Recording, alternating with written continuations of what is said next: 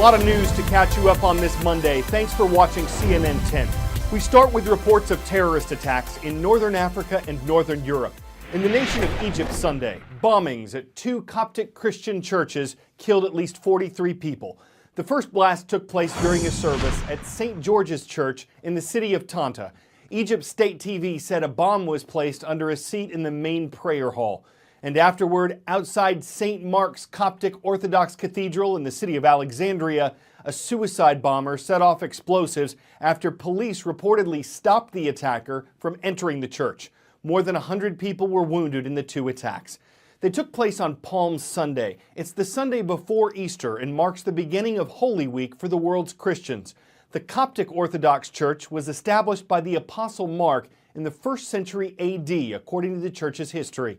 Coptic Christians are a religious minority in Egypt. They make up about 10% of the country's population, and they've been targeted repeatedly in recent years, often by Islamic militants. The terrorist group ISIS, Islamic State in Iraq and Syria, said it was responsible for Sunday's bombings.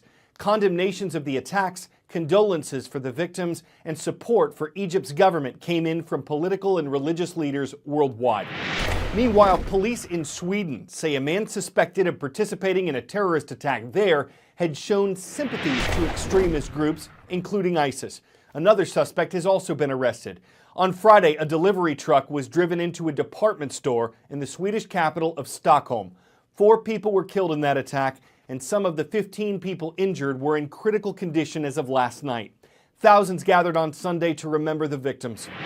There's been a fierce determination here in Sweden to get life back to normal. That message has come from the King and the Prime Minister right down to the ordinary Swede. So imagine that this was the street where the attacker came thundering down in his truck. That's how busy it would have been.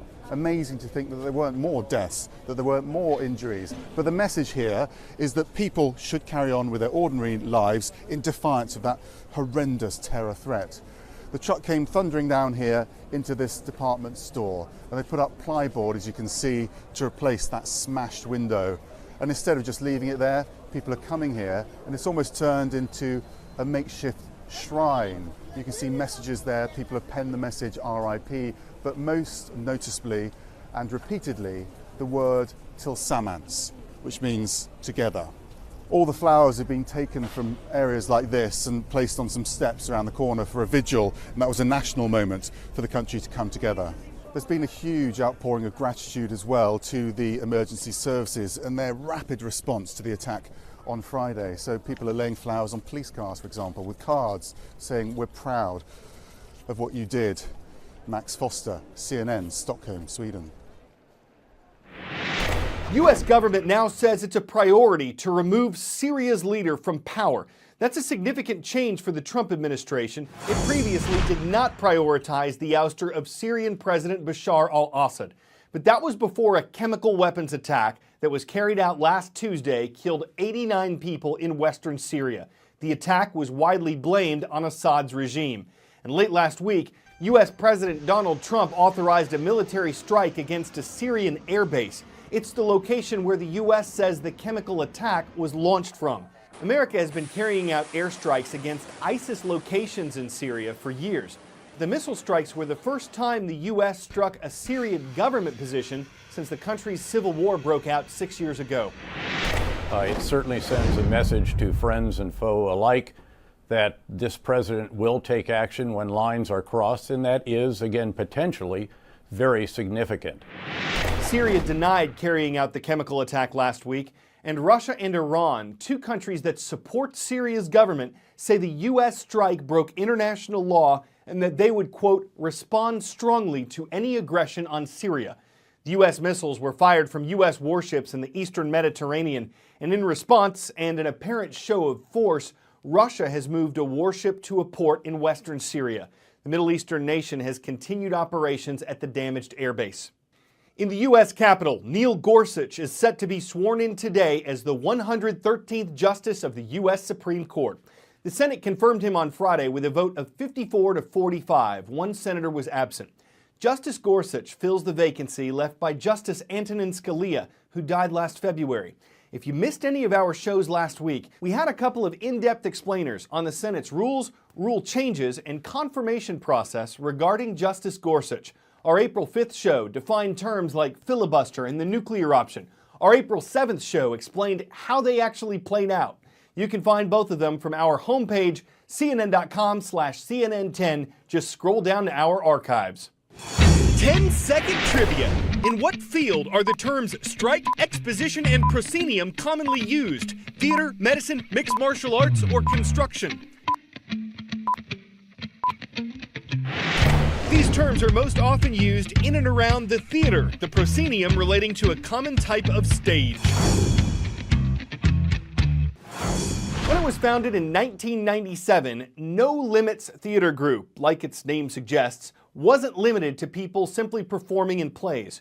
The actors were all students with hearing loss, and since then, the No Limits Group has produced 100 plays in 13 states and includes 3 education centers. Its founder is a CNN hero who wants to give all students the tools to do well in life. A child with a hearing loss can achieve anything. When you grow up, what do you want to be? I want to be a successful businessman. Hearing loss does not impact your intellect, but unfortunately, some of our kids fall through the cracks. Sometimes these kids are bullied, and a lot of people in their life tell them that they can't do things. Are you ready for your speech? Let's practice up on here.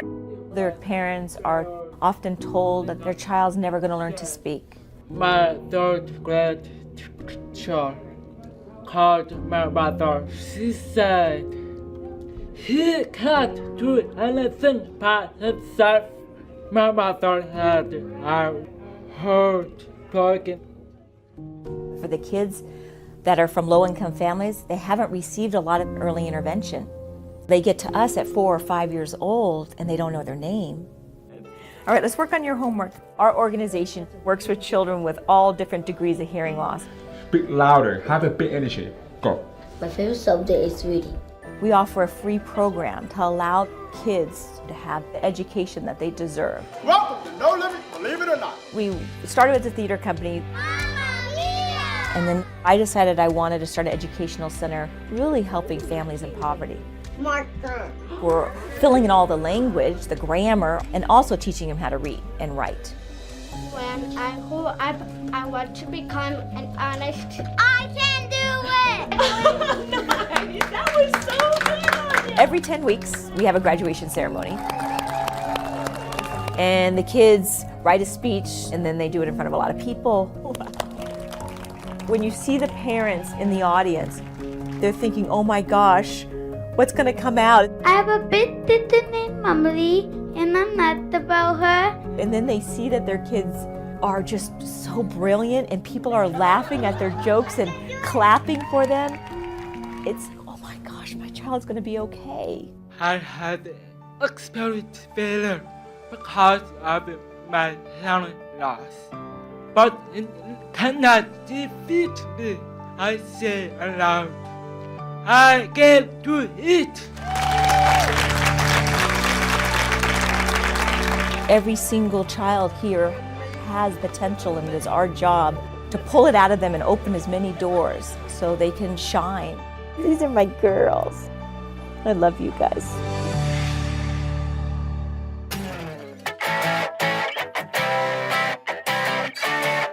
Lasers, fire, and robots, oh my! It doesn't sound like a typical circus, but it's typical fare at the 2-Bit Circus. Its founder says it's all about adding new styles of play. Large companies have brought in the 2-Bit Circus for big budget events. They typically run between $50,000 and $500,000.